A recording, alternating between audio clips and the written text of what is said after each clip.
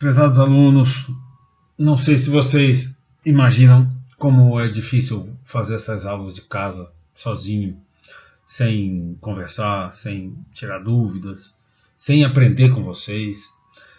É muito sem graça, tanto para vocês quanto para nós, professores.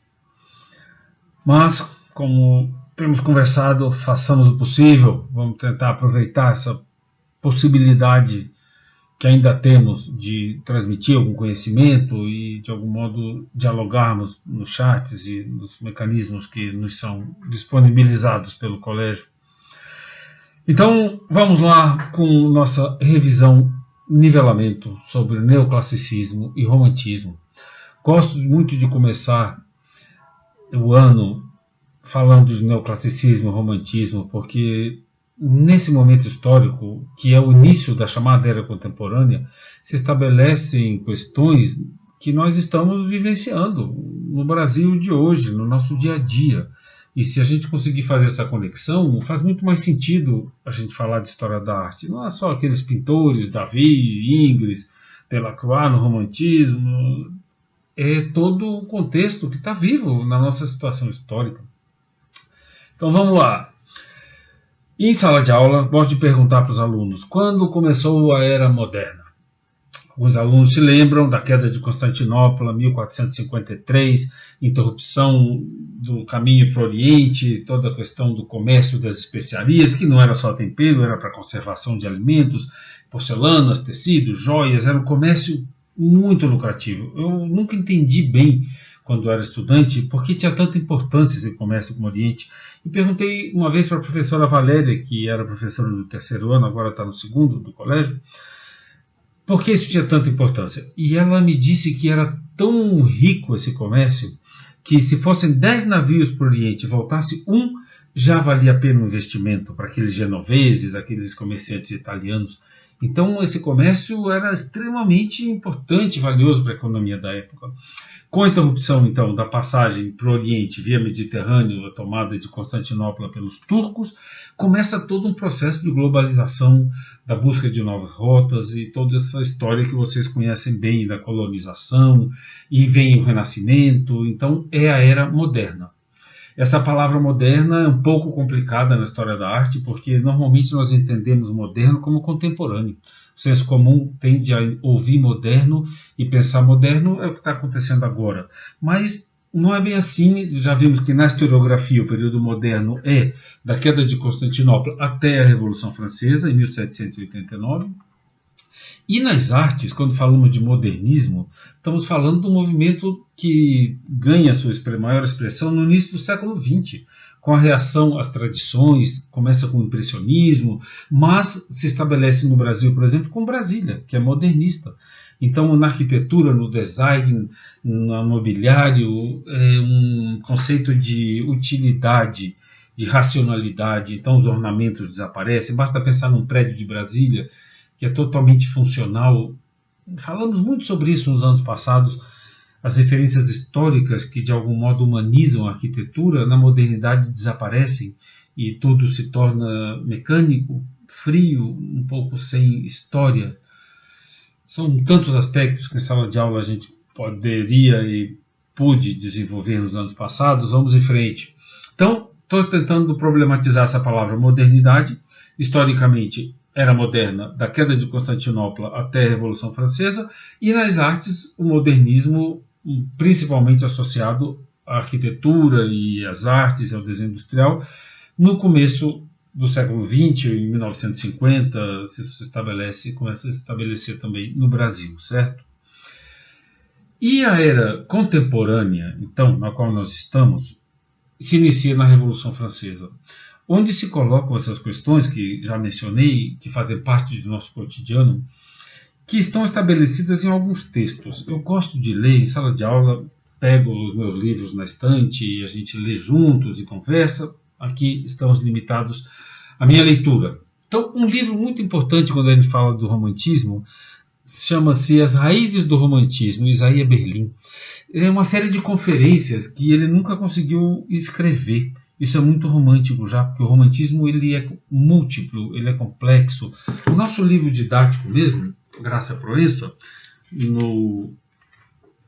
na parte romantismo, reação à arte neoclássica, nesse capítulo onde estão juntos neoclassicismo, romantismo e realismo, tudo isso está no AVA para vocês terem acesso em PDF. Vamos lá, romantismo, reação à arte neoclássica. Primeira frase, no século XIX a atividade artística tornou-se complexa. Então essa complexidade é que faz que Isaiah Berlin, por exemplo, nunca consiga escrever seu texto, e ele dedica a primeira parte desse livro a falar dessa complexidade do romantismo, que tem uma multiplicidade enorme de características e aspectos, difícil de sintetizar. Se o neoclassicismo é universal e busca a aplicação de conceitos derivados da tradição greco-romana em todas as partes, do Brasil à Rússia, já o romantismo será uma reação a esse universalismo, e cada país vai buscar então sua própria identidade, assim como cada indivíduo também. Não se trata mais de uma questão racional, abstrata, universal, baseada na razão, e sim no que sentimos, que está muito mais baseada na nossa história pessoal, no país onde vivemos, na nossa natureza, na nossa família, na nossa cultura particular. Então, vou ler alguns trechinhos aqui do Isaiah Berlin, que colocam essa passagem do neoclassicismo para o romantismo, e como estou tentando pontuar, são questões atuais. O século XVIII, como todo mundo sabe, isso é lugar comum, foi a época do grande triunfo da ciência. As grandes vitórias da ciência são o evento mais fenomenal daquele período. A revolução mais profunda no sentimento humano que ocorreu naquela época resultou da destruição das formas antigas. Foi o resultado do ataque à religião pelas ciências naturais organizadas e também do ataque à velha hierarquia medieval pelo novo Estado secular. Ao mesmo tempo, sem dúvida, o racionalismo foi tão longe que, como sempre acontece em tais casos, o sentimento humano foi bloqueado e procurou alguma saída em outras direções. Então, quando vemos no Brasil, por exemplo, de hoje, a questão da vacinação e do Covid, vocês percebem como isso está ligado?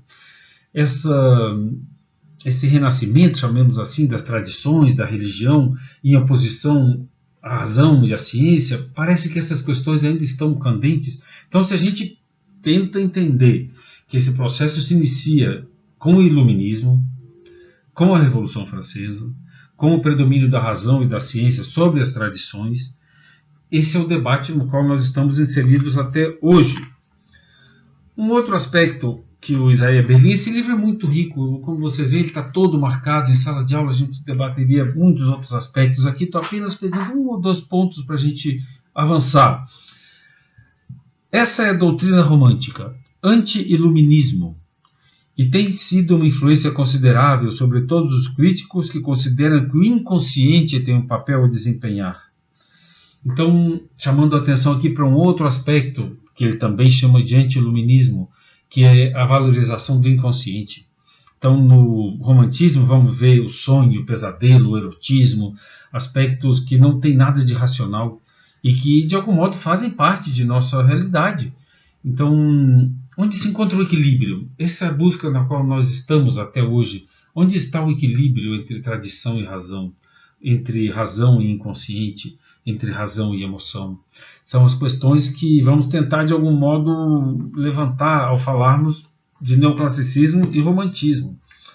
Tem um final, no final desse livro de Isaiah Berlin, tem algo que eu destaco, gosto muito de destacar, mais para o final da aula do romantismo, mas vou finalizar aqui essa leitura do Isaiah Berlin, já colocando esse aspecto, que é muito rico e talvez o mais importante dessa aula. Último parágrafo do livro de Isaiah Berlin, As Raízes do Romantismo. Assim, o resultado do romantismo é o liberalismo, a tolerância, a decência e a apreciação das imperfeições da vida. Algum aumento na autocompreensão racional, isso, aliás, estava muito longe das intenções dos românticos, mas, ao mesmo tempo, e nessa medida a doutrina romântica é verdadeira, são as pessoas que mais destacavam a imprevisibilidade de todas as atividades humanas. No fim, o tiro saiu pela culatra. Ao mirarem uma coisa, produziram outra. Felizmente, para todos nós, quase exatamente o oposto. O que é que ele está querendo dizer aqui? Ele comenta aqui na página anterior. corresponde à visão de que há muitos valores e que eles são incompatíveis. O romantismo, ao criticar o predomínio da razão, do racionalismo, da ciência e valorizar a emoção, a questão da religião ligada ao infinito, vamos falar sobre isso ainda mais, de algum modo destaca essa questão que ele chama de imprevisibilidade, que há muitos aspectos da vida que escapam do racional. E é bonito quando ele diz que o resultado do romantismo é a decência. Eu gosto muito dessa conclusão, porque a decência é justamente o reconhecimento de que há diferentes pontos de vista, de que não há apenas uma racionalidade. A decência que ele menciona aqui, essa palavra, é justamente a compreensão dessa multiplicidade a qual nós temos que aceitar. É o que eu estava lendo na página anterior, quando ele diz que há muitos valores e que eles são incompatíveis muitas vezes. Toda a noção de pluralidade, de inesgotabilidade, da imperfeição de todas as respostas a arranjos humanos, a ideia de que nenhuma resposta que afirme ser perfeita e verdadeira, seja na arte ou na vida, pode, em princípio, ser perfeita e verdadeira. Tudo isso devemos aos românticos. Percebem? Quando o romantismo diz, espera aí, a razão tem um limite. A razão não responde tudo. Há aspectos da realidade que estão fora do racional, de algum modo. E a razão tem essa pretensão de perfeição, muitas vezes. Se a gente pensa nos gregos mesmo, nos platônicos, essa ideia de que há uma perfeição a qual a gente tem acesso via razão. Os românticos vão dizer, não, isso não é suficiente. Então, essa decência, que é a aceitação da imperfeição, da incompletude, de que existem diferentes pontos de vista e que muitas vezes eles são incompatíveis, porque correspondem a realidades diferentes, e nós precisamos aceitar essa imperfeição. Percebem esses conceitos que são tão atuais? E estamos falando dos românticos. Então, fica a referência, vou colocar no AVA essas referências bibliográficas, vocês encontram nesses sebos virtuais, onde eu comprei Isaías Berlin, e vou ler, para finalizar, as referências de Júlio Carlos Argan, Arte Moderna, um livro importantíssimo na história da arte, o capítulo O Romantismo Histórico, só para a gente situar um pouco mais historicamente, não apenas filosoficamente, como vimos com Isaías Berlin. O final da epopeia napoleônica, já vimos que a Revolução Francesa degenera no terror, e logo após vem o Império Napoleônico e depois a restauração monárquica. Então, o romantismo é justamente a resposta a essa decepção com a razão. Se a razão gera o terror, a violência, o sofrimento, finalmente seu fracasso político, que nos resta? Então, vamos lá, vamos ver o que diz o Júlio Carlos Argan. O final da epopeia napoleônica trouxe profundas consequências para a arte. À queda do herói segue-se uma sensação de vazio, o desânimo dos jovens destituídos de seus sonhos de glória. O horizonte se estreita, mas intensifica-se o sentimento dramático da existência. O refluxo envolve também as grandes ideologias da Revolução. Ao teísmo do ente supremo, que era como os revolucionários franceses falavam de Deus, já destacado da tradição religiosa, o ente supremo. Vamos lá. Ao teísmo do ente supremo contrapõe-se o cristianismo como religião histórica, ao universalismo do império, a autonomia das nações, a razão igual para todos, o sentimento individual, e por aí vai. Percebem? Estamos falando justamente desse deslocamento do racional para o particular, do universal para o particular. Então, cada país vai buscar a sua própria identidade a partir de sua própria realidade. E ainda quero, antes de entrarmos nos nossos slides e falarmos então da análise do romantismo por países, que é como essa aula está estruturada, justamente para responder essa complexidade após esse universalismo da razão do iluminismo, antes então de entrarmos nessa análise por países, quero comentar que no nosso livro didático, o único pintor que está destacado aqui no início é Goya, Francisco de Goya. Goya, nós vamos falar dele, mas separadamente, porque Goya, como gênio, merece uma análise particular. Nosso livro mesmo é confuso quando tenta, por exemplo, diz que foi um artista espanhol que pintou temas neoclássicos, mas expressavam seus quadros um sentimento que mais tarde seria considerado romântico. Goya se destaca de qualquer capacidade, de qualquer tentativa de análise histórica que limite ele a neoclássico e romântico. É um gênio. É um iluminista, vamos falar sobre isso, porque Goya, e eu coloco os fuzilamentos do 3 de maio, que estão aqui no nosso livro, logo ao virando a página, na capa da nossa aula sobre o romantismo, porque isso é uma síntese do processo histórico que se vive na Europa naquele momento e que determina até a história brasileira. Porque nesse quadro, o que está acontecendo aqui?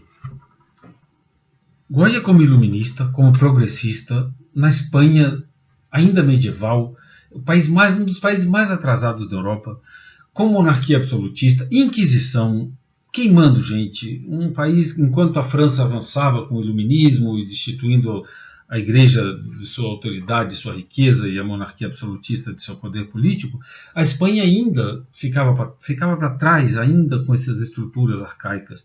Então Goya, como progressista, como intelectual, como iluminista, desejava o progresso do seu país.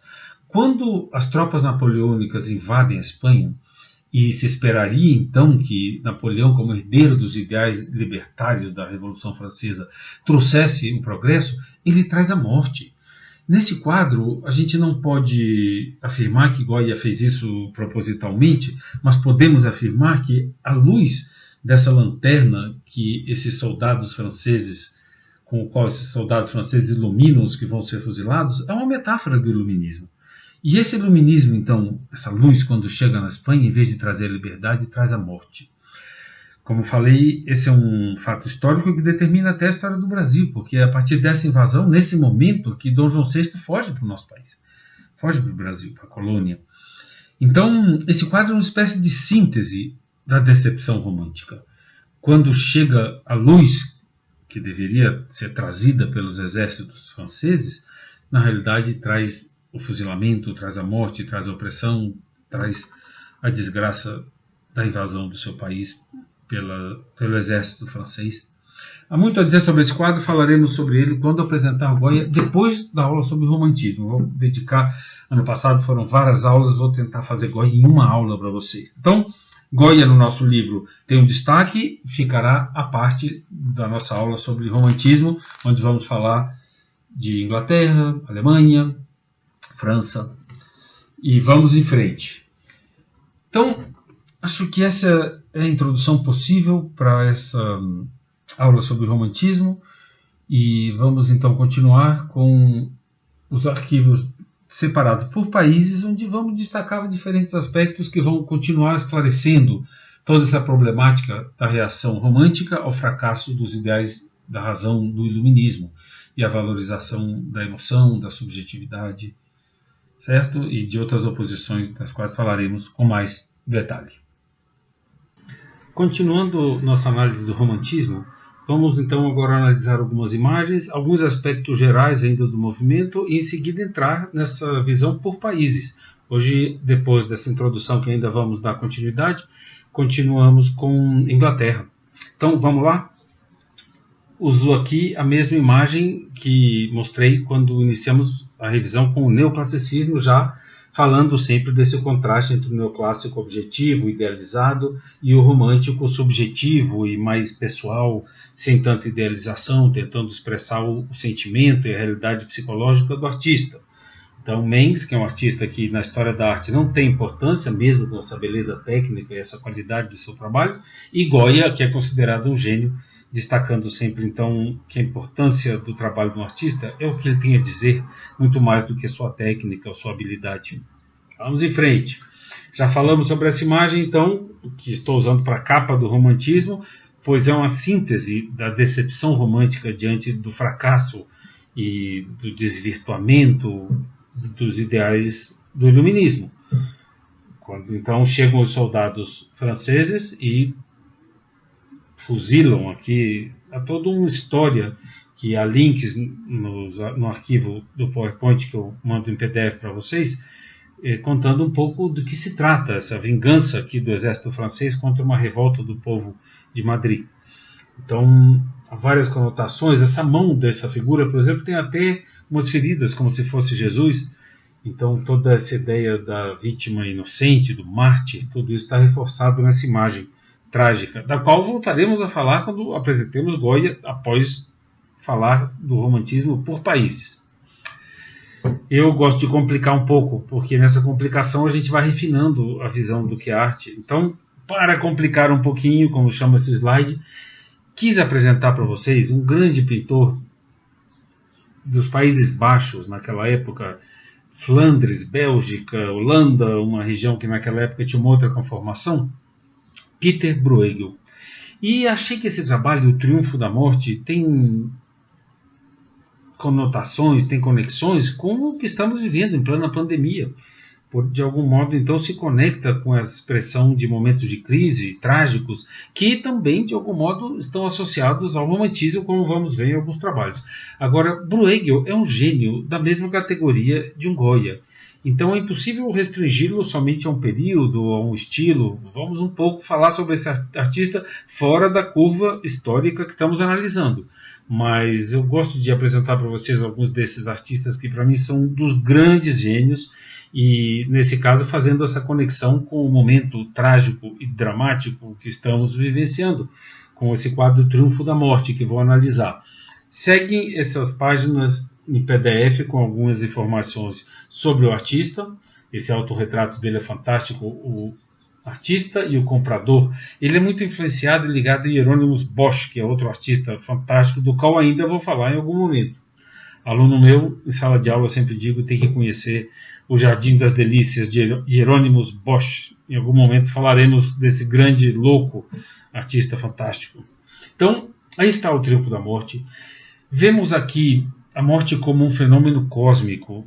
Esses quadros, naquela época, eram vistos e ouvidos, e não havia reprodução. Então, quando alguém via um quadro desses, era uma experiência única, que englobava todos os sentidos. Então, temos aqui o sino tocando, instrumentos musicais, o fogo que está em todos os lugares, tambores tocando, essa humanidade que vai sendo empurrada em direção ao submundo. Aqui estão os tambores tocando.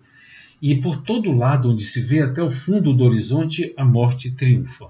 Mas eu tenho uma interpretação para esse quadro que inclusive conflita com algumas palestras que eu já vi realizadas no próprio Museu do Prado, onde esse quadro está exposto, que falam de um pessimismo radical de Pieter Bruegel ao apresentar a morte triunfando sobre reis, papas, todo tipo de desastres diante das pretensões humanas. Porém, nesse quadro há um pequeno detalhe, o texto fica para vocês, eu vou falar sobre ele agora. Esse pequeno detalhe que está na margem inferior direita do quadro, tem esse pequeno personagem que olha a cena inteira e vislumbra então toda essa catástrofe de dimensões cósmicas até o horizonte pegando fogo. Porém, nessa cena, vemos aqui um casal que ainda não percebeu que a morte já está atrás deles. É como se esse casal, nesse canto da cena, ainda não tivesse percebido a tragédia que acontece. Temos aqui o bobo, um bobo que nos produz humor, riso, quando vemos que ele pensa que se escondendo debaixo da mesa vai estar livre. Vemos aqui alguns guerreiros, alguns homens ainda lutando, já caídos. Vemos essas mulheres sendo raptadas aqui pelas caveiras. É uma cena de absoluto horror. Sobre a mesa há uma caveira nesse prato central. Mas eu gosto de chamar a atenção para essa figura que, diante desse horror, de cabelo em pé, vestido com essa roupa vermelha destacada sobre o fundo branco da mesa, olha-o com total horror, mas tira a espada para lutar. Então, nesse texto que eu coloco aqui, eu digo: a atitude do homem de vermelho, cor da paixão, da vida, do sangue, é de luta. Diante do terror cósmico da morte, está pronto para usar sua arma. Pode ser uma espada, mas pode ser também um pincel, uma caneta ou qualquer outro instrumento de trabalho, o computador que estamos usando. Aquilo que todos nós temos ao nosso modo em nossas mãos. Então, na realidade, esse quadro fala do triunfo da vida. Quando coloca diante dessa mesa branca essa figura destacada que tira seu instrumento de luta para enfrentar a morte, de certo modo, é o triunfo do homem diante do horror da morte. Então, só como um pequeno parêntese na nossa aula sobre o romantismo, falando desse grande artista, que tem obras como esta, que também podem ser linkadas, conectadas com o romantismo. Esse quadro se chama A Queda de Ícaro. Ícaro, nesse quadro, é apenas essas pernas aqui de Ícaro que caiu no mar. Vocês conhecem a história. Ícaro está preso no labirinto com seu pai Dédalo, e para fugir, Dédalo, que é uma espécie de patrono dos engenheiros, dos inventores, cria umas asas com cera e cola nela penas de pássaros. Então sai voando do labirinto, e Ícaro é aconselhado por seu pai: não se aproxime do sol, porque o calor vai derreter as ceras e você vai cair. Ícaro então fica fascinado com a luz e se dirige ao sol, não consegue controlar sua atração, e ao derreter a cera cai e morre afogado. Nesse quadro temos toda uma simbologia, assim como no Triunfo da Morte tudo é metafórico. Então temos aqui, os Países Baixos eram grandes potências comerciais naquele momento. A Holanda, a atual Holanda, tinha um poder marítimo enorme, fazia comércio com vários lugares do mundo. Então temos aqui esse navio pronto para se lançar ao mar, e o sol, que de algum modo é para onde ele se dirige, simboliza talvez essa atração pelo que está longe, pelo que idealizamos. Lembremos das conotações do iluminismo, a luz da razão. Então é toda uma interpretação possível dessa atração em direção àquilo que é grandioso, que talvez seja perfeito, aquilo que aspiramos, certo? Tem essa coisa daquilo que nos atrai, aquilo para o qual nos dirigimos. Então esse barco está saindo em direção a essa luz, de algum modo está oposto a esse camponês. Há uma certa curva aqui nessa terra, que ele se aprofunda na sua própria terra. Então esse contraste é aquilo que já vimos também da reação romântica ao iluminismo. Quando o romântico diz: voltemos para a nossa própria terra, nossa própria nação, nossa própria identidade, o interior e não o exterior. Então, de algum modo, se conecta mesmo em 1560, já está aqui de algum modo se falando desse conflito entre a busca de um ideal ou a busca pela interiorização, por uma realidade mais perceptível, mais pessoal, mais emocional, mais nacionalista também, de certo modo, certo? São conceitos que estão todos ligados, e de algum modo o Bruegel, nesse quadro, está falando disso, dessa busca pela terra e não pelo ideal, pelo aquilo que está longe, pelo nosso. Às vezes faltam as palavras quando falamos de imagens. Espero que tenha ficado clara a ideia. Vamos em frente. Eu sempre menciono que não acredito nesse pessimismo total de Bruegel, que é dito em algum momento sobre esse quadro do Triunfo da Morte. Vou colocar o link dessa palestra, onde um estudioso no próprio Museu do Prado se expressa desse modo, apresentando Bruegel como um pessimista total. Pois então, não acredito nesse pessimismo. Um artista que representa cenas do cotidiano com tanto realismo e com esse amor pela convivência, pela festa, pela alegria. Então Bruegel tem essa riqueza, ao mesmo tempo que faz pinturas metafóricas, faz pinturas registrando, que chama pintura de gênero, registrando festas populares, ou apenas paisagens. Essa é uma série sobre as estações, aqui é o inverno, onde se diz até que é uma espécie de idealização de como seria o mundo em paz, porque o seu período histórico é de grandes guerras também, de pestes e conflitos religiosos, a semelhança do período do romantismo, onde também havia uma crise social intensa. Então Bruegel é um artista muito completo. Você vai ver nele obras de caráter religioso, obras de gênero, obras metafóricas, alegóricas, paisagens, extremamente rico. E até mesmo podemos considerar que Bruegel antecipa o realismo, quando simplesmente retrata os camponeses ou uma velha camponesa completamente fora, longe de qualquer necessidade de idealizar. Então, fechando o nosso parêntese, o que eu chamo de, para complicar um pouco, o grande Bruegel, acentuando aspectos que podem ser conectados também com o romantismo em diferentes situações, tanto na busca pela nacionalidade, pela identidade ligada à terra, quanto na ideia de uma reação à morte através do trabalho e da luta. Vamos em frente. O texto sobre o romantismo aqui, ainda falando de aspectos gerais, vou ler alguma coisa, mas vocês têm acesso a ele inteiro no arquivo que estará no AVA. Então, é uma visão de mundo contrária ao racionalismo e ao iluminismo, surge, entre outros motivos, devido à decepção causada por fatos históricos como guerras e retrocessos políticos após o período da Revolução Francesa. O neoclassicismo tinha a pretensão de ser de aplicação universal. Como reação, o romantismo promove o individualismo e o nacionalismo. Então já falamos sobre isso ao apresentar o assunto. Fica para vocês o texto para estudar com mais calma. Vamos em frente. Aqui algumas referências com os links, se vocês quiserem aprofundar, não vou me deter nessas leituras. Mas vou falar aqui das oposições, é uma listagem que eu fiz para, de algum modo, esquematizar diferentes aspectos dessa oposição. Vamos lá. A básica, racional e emocional. O neoclassicismo está baseado, como já vimos, no ideal da razão como base da liberdade humana e todas essas questões ligadas ao iluminismo, certo? E ao racionalismo que vem da cultura greco-romana, ligada ao humanismo, à valorização de uma compreensão do mundo baseada nas proporções, todo aquele contexto filosófico. Já o romantismo, em reação a esse excesso de racionalismo, do qual já falamos quando lemos o Isaiah Berlin, vai apelar para a emoção, para a subjetividade, para uma realidade mais baseada no indivíduo. Então temos, por exemplo, a oposição entre o dia e a noite. A razão é o dia, onde estamos com a vigília, com a lucidez funcionando, e a noite, então, onde temos esse acesso ao inconsciente, a própria escuridão da noite é que nos traz para dentro de nós mesmos. Dia e noite, razão e emoção, vigília e sonho. Já falamos do inconsciente quando lemos um trecho do Isaiah Berlin, a valorização daquilo que não é propriamente o lúcido, o consciente, aquilo que vem no mundo dos sonhos. Então, dia, noite, vigília, sonho, realidade e imaginação. Vamos ver a necessidade de fuga no romantismo com o orientalismo, a necessidade de idealizar universos diferentes do que estamos vivendo, o sonho, a evasão. Então temos a realidade e a imaginação. Civilização e natureza é outra oposição muito forte nessas duas escolas. A natureza vai ser vista como um reflexo do infinito, da divindade. Então vamos ver nos românticos alemães a representação da natureza como expressão do divino. Isso vai ficar muito claro quando a gente vê essas imagens. Sobriedade e exaltação.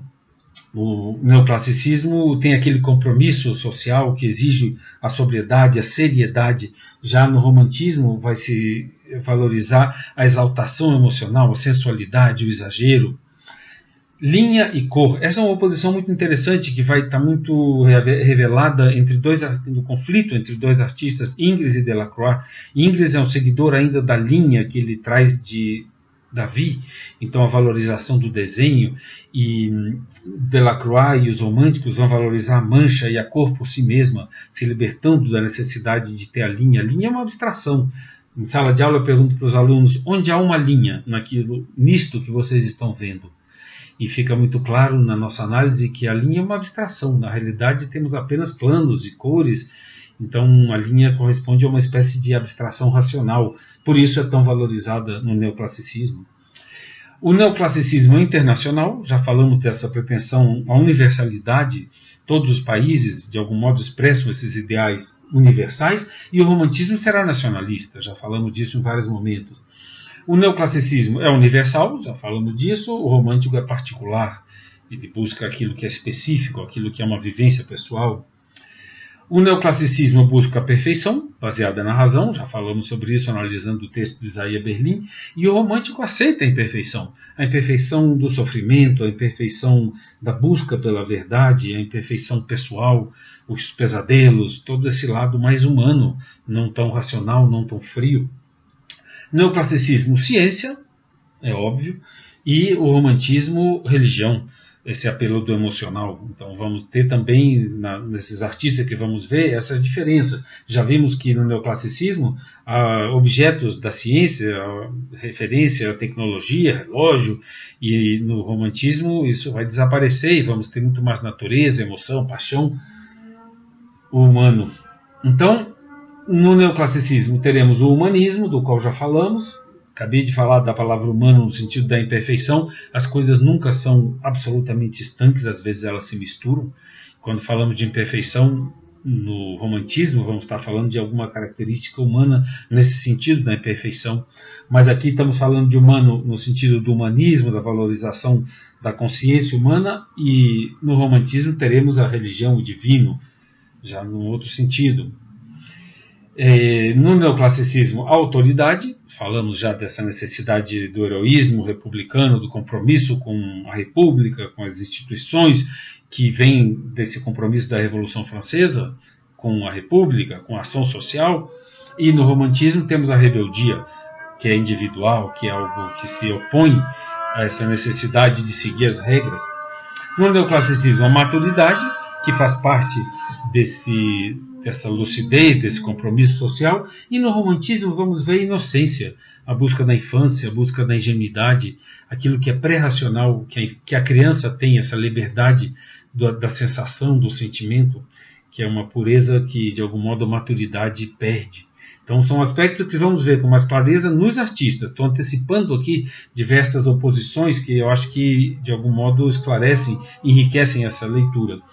Então temos o político e o social no neoclassicismo, e no romantismo o indivíduo com sua própria realidade. O neoclassicismo tem um compromisso didático, na medida em que a arte está fazendo propaganda desses valores, e o romantismo não está mais preocupado com isso. O romantismo é uma busca pela expressão pessoal.